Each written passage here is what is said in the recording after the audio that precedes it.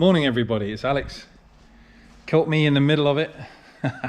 The craziness has started. So obviously we talked about the Mercedes yesterday. That's underway. I'm just starting to get the radio out now. That's coming apart. And I've also got this brand new Discovery. This is having a dash cam from Thinkware, front and rear. So it's having obviously the bigger camera at the front window, a little camera at the back. Just picked this one up. White and black, nice interior. It's fully loaded, it's got the steps and everything. But we've got to put a camera in here.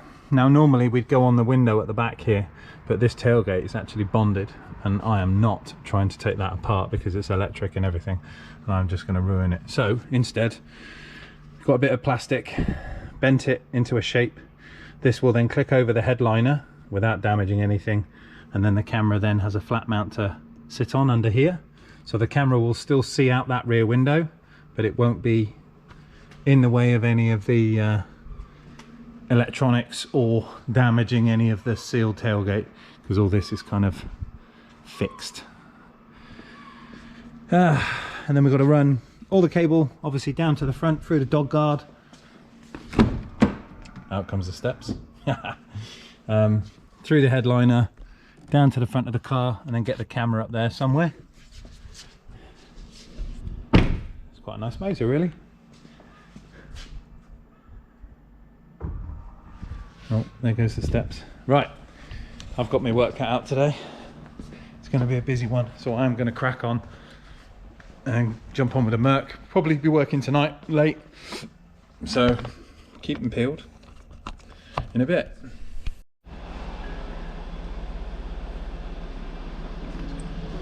So finally got the Range Rover done.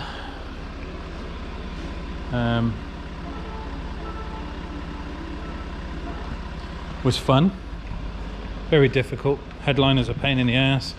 If you ever get to do one of these, just be real careful of the trim. Inside the unit itself, they've got the typical black gum inside your rubber surround. So I masked off all of this to stop it going everywhere, but it's really frustrating. So you will mark the headliner if you're not really careful, and it goes all over your fingers. It's a pain in the backside. So we've got the camera here. Obviously I've made a plastic bracket which just hooks onto the headliner. Cable runs up and across the car. So we haven't had to interrupt any of the bonded on joints or any of the water seals. They just stay untouched, but we just go here without any problems.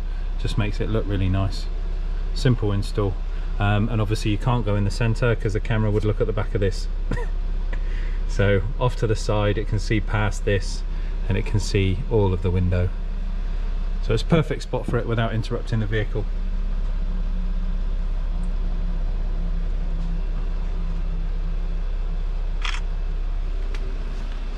Get some pics for Facebook.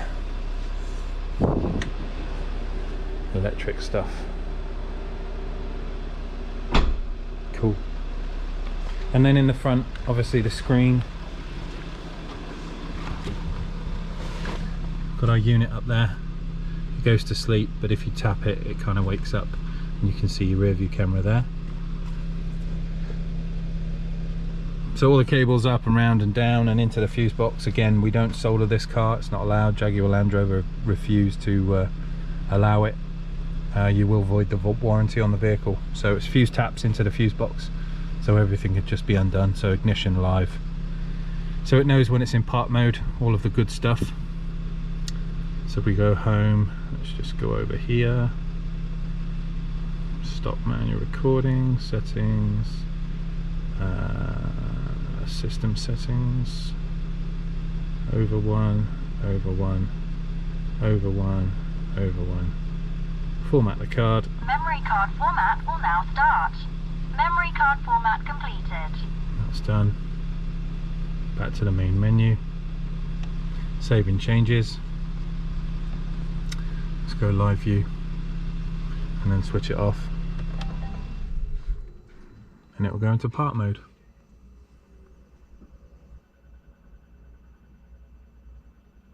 Parking recording will now start.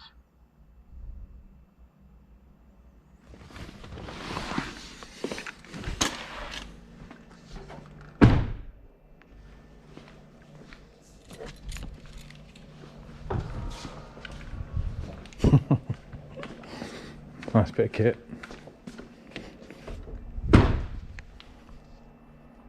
Especially for short people.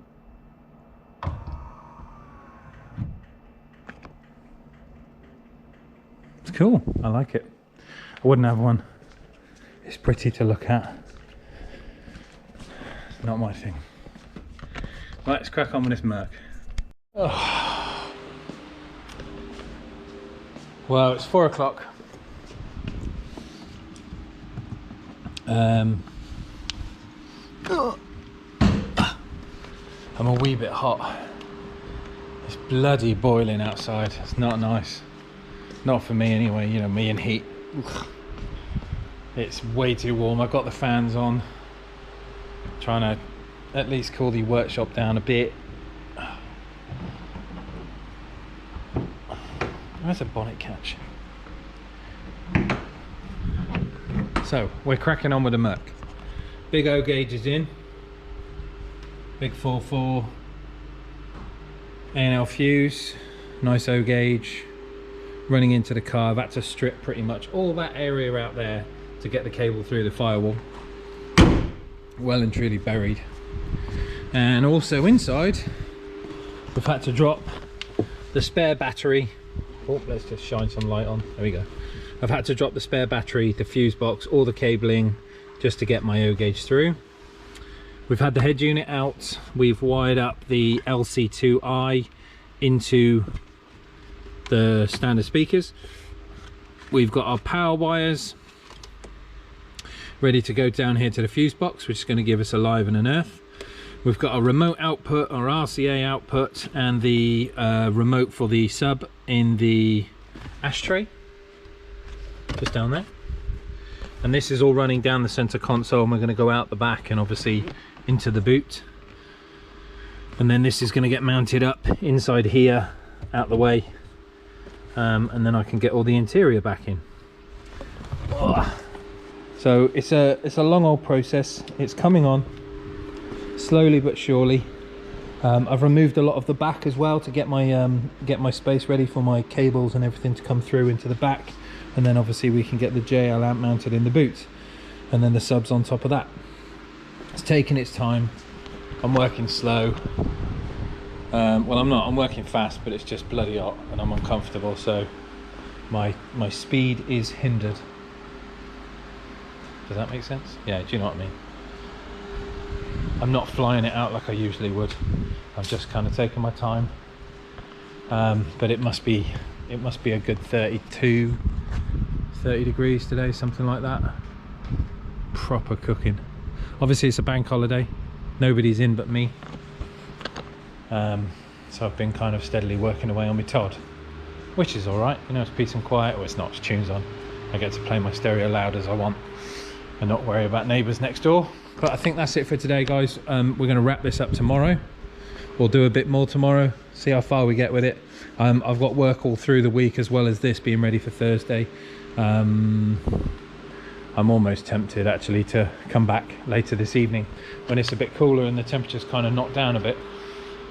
It might be a good idea, but it is blooming warm. No, that's the shop keys. Need the Lexus keys. It is really warm. Oh, how have you been liking the video content recently? Give me some comments. Let me know what you think. Do you like the Lotus stuff? Do you like the Chaser stuff? Do you like the driving and talking? Would you prefer to see me do more audio, or would you prefer me to shut up? Let me know. I'm taking the Chaser home. Why? Because the aircon's cold and the tunes are loud. But it's currently just after 4. Try not to run over my own flower bed.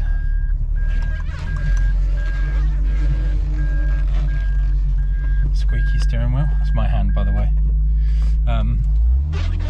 Yeah, we're going to take the Chase home because it's just too nice a day.